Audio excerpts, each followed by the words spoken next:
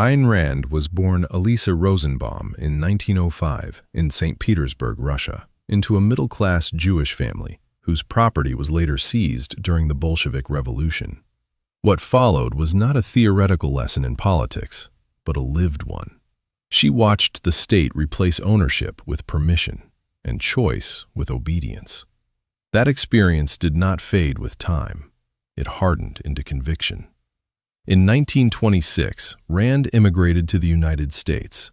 She arrived with little money, limited English, and a firm belief that individual freedom was not merely useful, but morally necessary.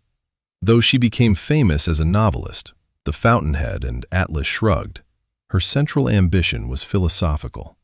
Over time, she developed a system she called Objectivism, grounded in several core claims: that reality exists independent of belief, that reason is humanity's only means of knowledge, that rational self-interest is the proper moral aim of life, that individual rights are inviolable, and that capitalism, properly understood, is the only social system consistent with these principles.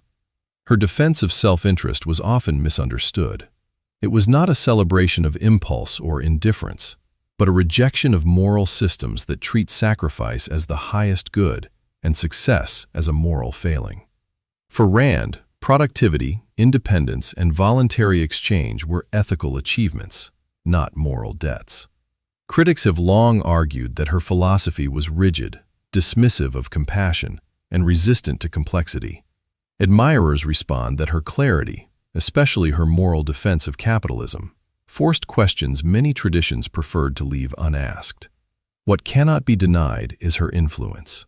Rand shaped generations of readers, entrepreneurs, and political thinkers, not through academic journals, but through stories that framed moral conflict as a struggle between creators and those who would control them.